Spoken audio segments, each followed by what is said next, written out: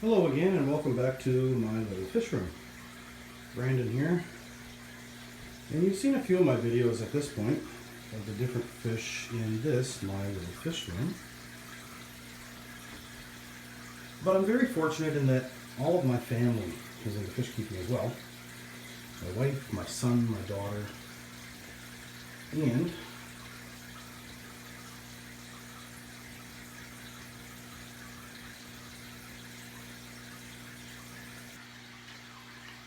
as a result, there is lots of other tanks around that we can go take a look at. So, what do you think? You want to go see?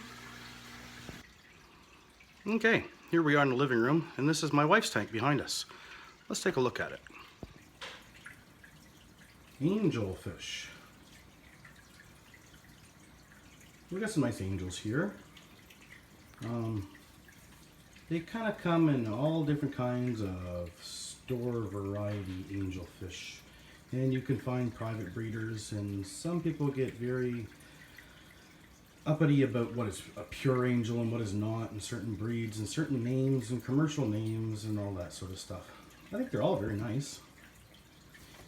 So let's look at a few. Locally, these are called Californians from where I am. That is a lace, a black lace, and some kois there. And they all have kind of different names. They're all very nice fish, and we enjoy them all. This is a 90-gallon aquarium. We have angels, and we have some skirted tets in. Long-finned and short-finned black tets, or skirted tets. See, once again, there's a name that could be an albino tets. Depending on the pet store, and here's kind of what my point is what would you like it to be today? If you want that to be a backflip angelfish, then today it's a backflip angelfish, and I'll sell you 3. Get the idea? No, I don't sell fish, but that's kind of the way that it is. So, the way I look at it is you should get fish that you like, and keep fish that you like and enjoy. And don't worry about what someone else says is the best breed, the best name. Get what you like. It's your hobby.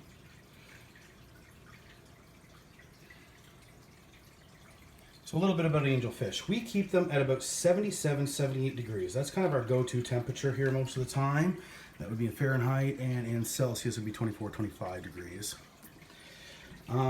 If you raise them up past that, they like it, but then the spawning and breeding behavior goes up and the aggression level goes up a lot.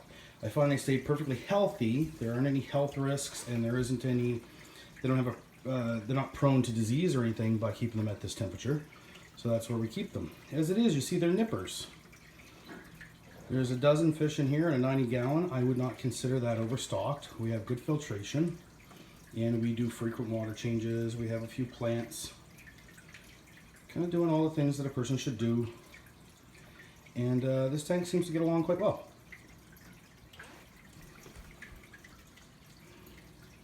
Don't get caught up on what the name is on the fish at the store, or when you're shopping online, or you're bidding online, or anything like that.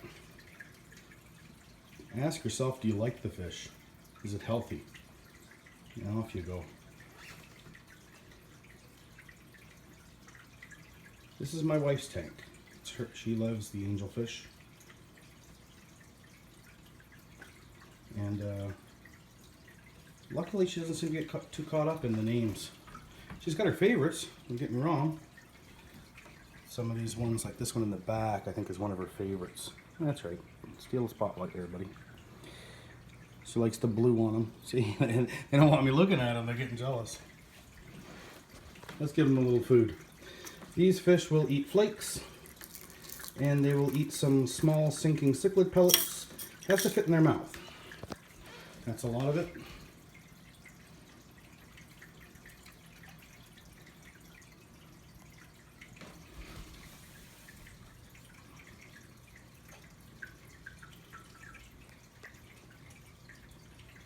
They'll eat bloodworms as well. They'll eat all kinds of other treats. Try to keep some of that away from them so that you don't experienced bloat or anything, if you get bloat in an angelfish, I don't know the trick. And people will say, oh, well, you feed them peas and you do whatever. Try to get them to eat a pea. Good luck with that.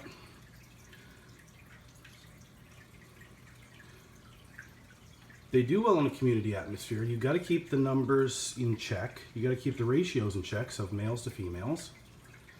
And you can really have some enjoyable angelfish.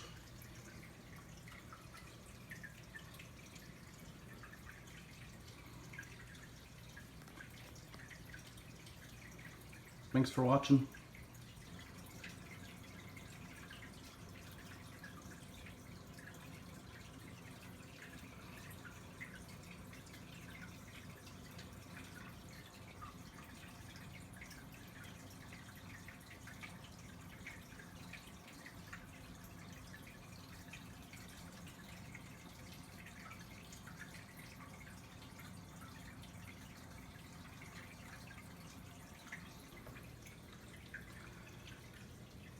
I was trying to think of some questions that someone might have concerning angelfish.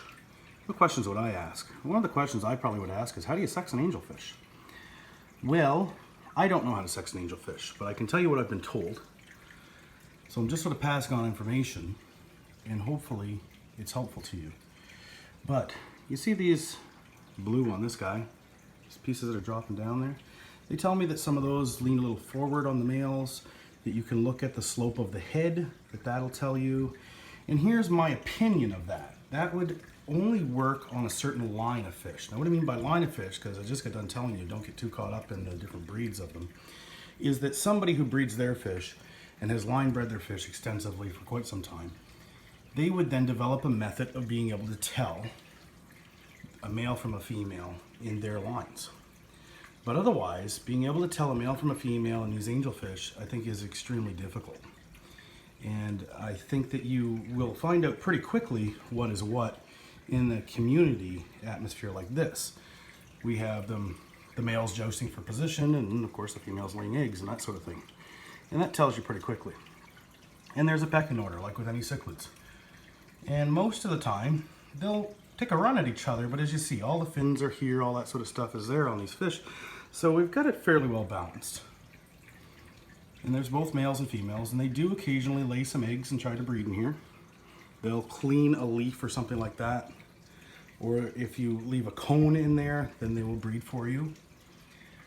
You can definitely watch some people's videos on how to breed angelfish. It's not something we really try to do. We just enjoy them for the fun of it.